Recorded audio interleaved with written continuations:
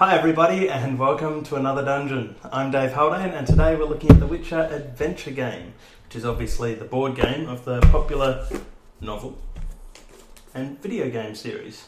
I do have more than that, I just couldn't find them in time for this video. It's a game for 2 to 4 players and you basically race each other to go around the board and complete as many quests as possible and have the most victory points as the end. Now, there's not very much to setting up the board, so I'll quickly run through that and I'll run through how to play on this episode, and then next episode we'll start a gameplay video and run you through how to do it all. So I'll turn the camera down and we'll get started. Okay, so setting up the board's pretty easy. The first thing you do is somewhere along the edge of the board, I've done it at the back, you separate all your tokens. We've got red leads, red proof, orange, which are the currency, blue leads, purple proof, blue proof, wounds, both full, light and severe, fate tokens, and success tokens. Once we've piled them all up at the back of the board, we grab our good fortune cards, make a pile, shuffle them and place them there. That's your draw deck, that's your discard. Same for the foul fate cards. So you just get them all, shuffle them, place them face down there. You then take one fate token and place it on each fate token location for the region at the bottom. And you take 3 bronze monsters and place them face down in the monster area for the top. You also take 1 success token and put it at the top of the war track, and that's it for the board. Now what you do is you take all the quest cards, which are these larger cards, sort them by colour, shuffle them and place them on the side. Do the same for the investigation cards and the same for the monster cards. And then you're pretty much ready to go. So well actually you're not ready to go. We have to do the characters. So I'll move over there now. Now that you've set up the board, it's time to choose your characters. There are 4 players to choose from in the Witcher adventure game. You might recognise them from the books or the video game. You've got Geralt of Rivia, Dandelion, Triss Merigold and Yarpen Sigrun. Each of the characters are essentially played the same, but there's a few minor differences. So on your turn, you can perform two actions per turn. I'll run through this properly in the gameplay thing. Every character has travel, investigate, develop and rest. This one here, for Dandelion is sing, for Geralt it's brew, Yarpen it's command, and Triss it's prepare. They're all unique to the particular person and play style. When setting up the character, all you do is you give them their personalised development cards, their colour-coded battle die, gold as indicated here. So Dandelion starts with 1, Geralt starts with 3, Triss starts with 5, Yarpen with 3. These 2 tokens with the portrait on it, and these 2 beads, I suppose. Yarpen's a little bit different in that he also gets these companion cards. I'll explain them shortly. Also have nearby the battle die. These are used by everyone when rolling for combat, but I'll get to that again later. So, when choosing your character, you've got to think of what type of person you want to play as. Geralt is very strong in combat. He rolls for combat those 3 dice plus those 3 dice. He's very, very combat focused. He gets potions, equipment, and Witcher signs. Again, they're things I'll explain as we go on. These development cards are basically things that you use during combat or during passive actions to assist you as you progress. Dandelion has friends and something else. Friends and skills. And his seem to focus a lot on money. So I guess that's why his development skill is, his 4th skill is Sing, which gets him 2 coins. Triss is all about magical objects and spells. Spells work very similarly to Geralt's Witcher potions. And Yarpen has armour, weapon. Oh, look at that. Armour, weapons, and items. He also, as I mentioned, has these companions, each of which, when he uses them, can do something special, as is written on their card. So basically, have a think about how you want to play. Do you want to play a combat-heavy character?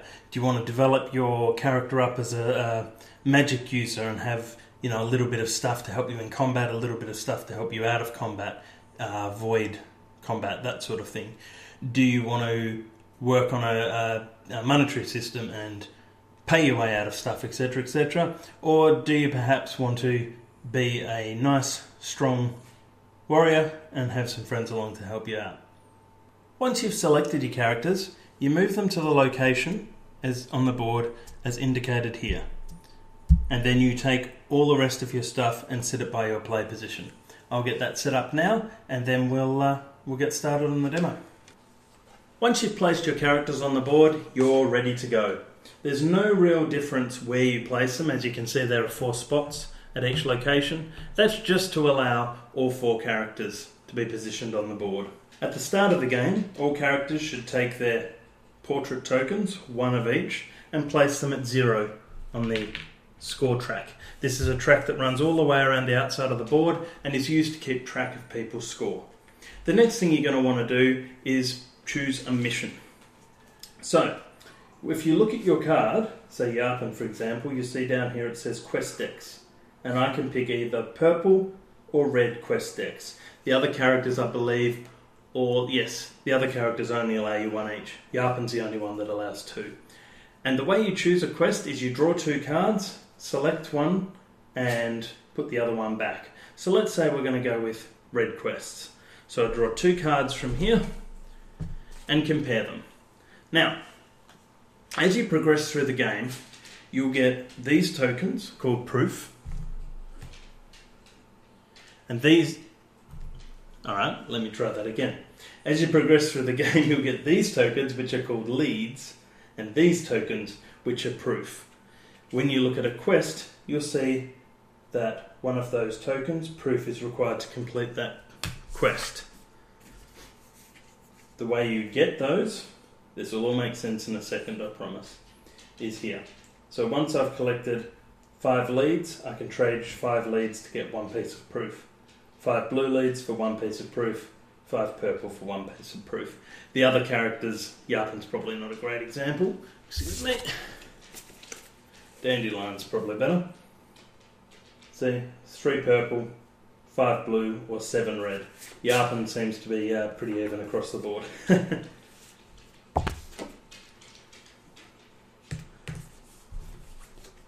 Why that's important is when you're determining which quest to take, there's a few things you want to look at. So let's take a look at this top quest. So you've got the description up the top, and then you've got the requirements of the quest itself. First, location, Elander. So you have to go to Elander in order to complete this quest. Second is here are the 2 pieces of proof you need to complete that mission. Third, over here are the amount of points that you'll get if you're successful. So this one's great because it's 16, most of them appear to be 8. And here is the strength of the enemy that you've got to fight in order to get this quest. Down the bottom, you see the consequences of the quest. In this case, you draw 1 good fortune card, draw 1 development card, and place a silver monster in each region. So you might look at that and then look at the other one and go, draw 2 good fortune cards and remove 1 heart and 1 fate token from your character sheet. You might go, that's a better outcome, and I don't have to fight anyone, so I might go for that quest instead. You might not. You might notice that there are a couple of other quests on here as well. There are 2 side quests which you can complete by yourself, and a support quest. Say we're going to take this mission. So I'll put that one back at the bottom of the deck. Okay, so my very first side quest, if I want to do it, is just to go to Caermont. If I go there, I can mark that off and I get 3 victory points. My second one is prepare some elixirs for the battle. Spend 2 blue leads in order to get another 3. The game is finished when any one player reaches 3 quests complete. When that happens, you finish the round, and whoever's got the most amount of points is declared the winner of the game. So sometimes you might want to rush through your quests, get there, and hopefully you're in the front. Other times you'll want to go through and get as many points as you can so that when someone else ends the game, you're not stuck with no points. This last quest is called a support quest, and you'll see it's got 3 and in brackets 6. What this means is that if somebody, say Triss, was over in my area, she could pay 3 purple tokens and she would get 6 victory points and I would get 3. Now, in order to, I'll just walk around here. In order to help people with that decision, you take your second character portrait token, and in this case, we need purple for the support quest, and we put that token there. That lets people know that we require purple leads in order for our support quest to be taken. There are tracks there for red, blue, purple, and gold. So they're the 3 things you can do for a support quest. On your turn, you can do a number of actions. The first one is to travel. This is pretty straightforward. Basically, what you can do is you can take your character and you can move 1 or 2 locations. If you decide to move 2 locations, you must draw and resolve a foul fate card. These are almost always bad, so it's a pretty harsh punishment for doing a double travel. But if you do just 1, you don't have to do anything. You'll notice when you land on this location, it's got a lead icon with a blue and a purple signal. That means that, shading, highlight. That means that I have the option when I land there of getting a free purple or blue lead. If I was to arrive down in Sintra, that's got its slightly different icon. That means I get a red and a purple lead. If I land there, just purple, there you get nothing. If in addition to that you land on one of these towns that has a heart icon, you can actually cure yourself of a wound. I'll run through wounds in a second as well. The second thing you can do is you could investigate. This is basically the way that you're going to get leads. To investigate, you pick, say I want to get a red lead. So I draw an investigation card. Tavern Brawl. Receive 1 red, then suffer 1 foul fate token or fight a battle. And the battle is against an enemy with strength of 3 and defense 2, and there's the consequences if I succeed or fail. Say I decided to receive 1 red and suffer 1 fate. I'd put that one at the bottom of the deck. Receive 1 red token, and take 1 foul fate token. Now what I have to do is I then have to place that beside one of the things on my sheet. Next time I perform that action, say develop, I have to get rid of that token and resolve another foul fate card. So I can choose where I'm going to do it. If I very rarely use command, I might choose to put the icon on command, knowing that I won't have to resolve it for a while.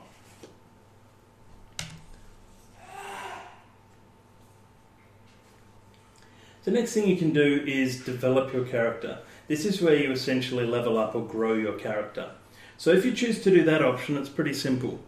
You take your deck of development cards, you draw the top 2 cards, have a look at them, pick which one you want to keep and which one you want to put at the bottom. So in this instance, the first item I got was a Dwarven Amulet. Once per battle, I can spend a success token from this card to produce 1 ritual symbol. That'll make more sense in combat. Second is an item. When you complete a main quest, you may spend 1 success point from that card to receive 1 victory point for each side quest and support quest marked as complete on that quest card. That's a pretty good one because that's like essentially getting free success points. So let's say we're going to pick that one. So we take the card we don't want, put it at the bottom of the deck,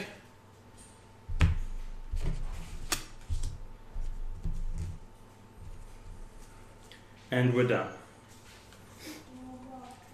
The next option for Yarpen is Command. That lets you use any 2 of your companion cards. Your companion cards let you place 1 success token on any 2 of your development cards. spend 1 lead to receive a lead of a different colour, receive 1 gold, or move 1 monster or fate token from your region to an adjacent region if able.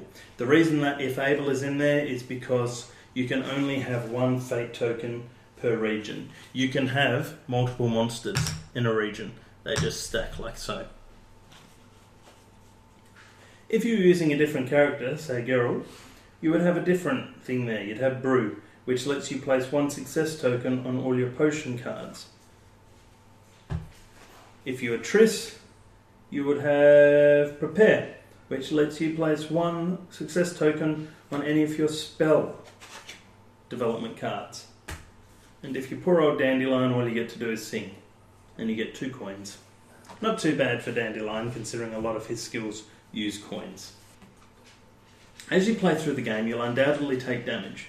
Damage is marked by these wound tokens. They work pretty much the same as the fate tokens. You choose a skill, say develop, and you put that icon against the develop skill. Whilst that's there, you can't develop.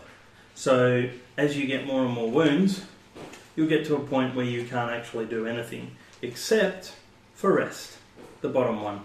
That's designed so that if you've used up all your other stuff, all you can do is rest, which lets you remove 2 wounds or 1 severe wound. These are double-sided tokens. So you can see there's a normal wound on one side and a severe wound on the other. So when you take a wound, you want to try and avoid severe wounds because 1 rest will only remove 1, whereas 1 rest would remove 2 regular wounds. The other thing to note with Yarpen is that he has these 2 pieces of armour here. He's the only character that has it, so that basically lets you take 2 wounds without any any bad effect. Now that we've run through all the individual moves for a person, let's talk about what you do on your move. So the very first thing you do is take these 2 plastic tokens and indicate the actions you wish to perform. So say I want to travel and investigate, keeping in mind that if I've got a heart token on any of these actions, I'm not able to put this token there. Likewise, if I've got a fate token, when I go to resolve it, I have to resolve a fate card as well. But I don't, so that's okay. So my first task is travel, and I'm going to travel there. I've gone to Rivia, which has red lead icons, which means that I get a red lead for free. There's my other one. And then I want to investigate. I want to investigate a red lead, so I draw the top red investigation card, and it's archery training.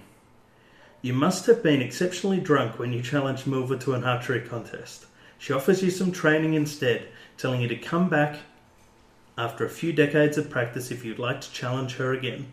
Roll the battle dice. For each sword you obtain, receive 1 red. So, the battle dice are these white ones. And I roll, and I got 3 shields. Very good if I wanted to defend. Absolutely useless for this action.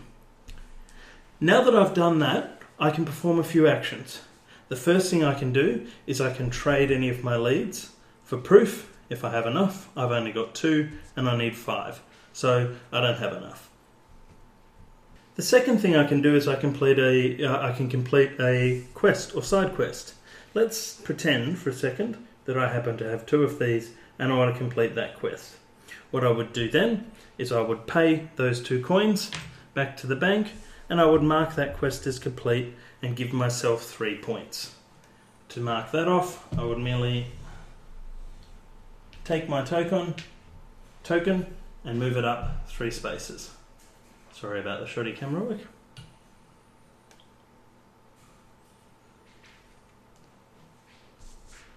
Following all of that, I have to do what's called encountering an obstacle. To do that, what I do is I check the colour and region I'm in. So I'm in the green region with this symbol, which matches this symbol over here on the board. This one happens to have a foul fate token, so I dispose of that and resolve a foul fate card. If it contained a monster card, or 2, or 3, I have the option. I can look through them as they are, so 1 face up, 2 face down, and fight. Monsters come in bronze, silver, and gold. That indicates the level of difficulty. Now this particular monster here, once he comes into focus, takes 2 sword hits to kill, 1 shield to defend. Before rolling, I must advance the war track. If I fail my attack, I suffer 1 fate. If I fail my defense, I suffer 1 wound. So, what that means, let's say I want to fight that monster. They stay there. So what that means is I take the battle dice, and I take my hero dice, and I roll them. Now, first thing I want to resolve, did I get 2 swords? Actually, sorry, before I even start, before rolling advance the war track, what that means is that I move this token here to the next icon, which shows a bronze monster. Because that's a bronze monster for the region I'm in, which is green, I add a bronze monster to that pile. That's all you have to do to advance the war track. So now I want to fight this monster. So I roll the dice. Did I get 2 swords? I got this icon, which for Yarpen is a sword and 2 shields. I got a shield. I got a nothing. And I got a shield. So I did not get enough swords to defeat the monster. I don't have any items that I could use to actually help me with that. Sometimes you get some that say spend a success token from there to get 2 swords, etc, etc. I don't have anything like that. I did manage to defend though, because I only needed 1 shield and I got 4. So, all I have to resolve is the failed attack. So failed attack, suffer 1 fate. Pretend I didn't grab that from there. So what you do is you take 1 fate token, and I'm going to put it on develop. So that just means the next time I develop, I have to resolve that token. Sorry, one thing I didn't explain very well was the combat. So basically, as I mentioned, each character rolls those die plus their own die. For Geralt, it's 3 red. Dandelion, it's 1 purple. Triss, it's 1 blue. Each of the die have particular icons. That's a ritual icon. That's dodge. She doesn't have a shield on that one. That's a sword, attack, a shield. That's a Witcher sign. Somewhere here. There we go. And that's 2 swords. They all have different powers and effects. These are best explained on the back page of the instruction manual, where it shows the exact effects as resolved for each die. Stuff like the Witcher signs and even rituals to an extent are mainly used with resolving spells and special skills. Sometimes when fighting a monster, here's one like what we saw before, and you'll see that it requires 3 sword attacks in order to defeat, 3 shields to defend. This one, however, requires 1 ritual to defeat, as it's a wraith, or 3 shields to defend. So more often than not, Triss isn't going to be fantastic. She's got a lot of rituals. Geralt's going to be a lot better at this sort of thing. Mind you, he's got quite a few rituals as well, so he's pretty much good at fighting anything. But it's worth noting, if you're ever stuck in combat, refer to the back of this manual, refer to all your development cards, and you'll be able to see how you can change the die. For example, I know there are quite a few potions that allow you to transform this Witcher sign into either 2 defense or 2 attack or 1 ritual, etc, etc. And that's basically it. You can only ever have 1 fate token on an area at any one time. So if you're instructed to add a fate token and there's already 1 there, you can't do anything. You can have as many monsters as you like though.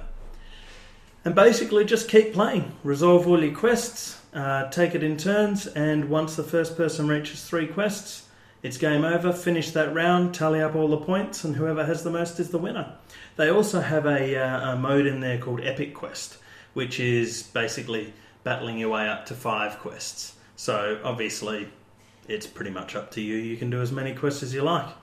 But next episode, we'll actually run through an entire game, and hopefully you can learn a bit more by seeing us play. Hope that's been helpful. See you soon.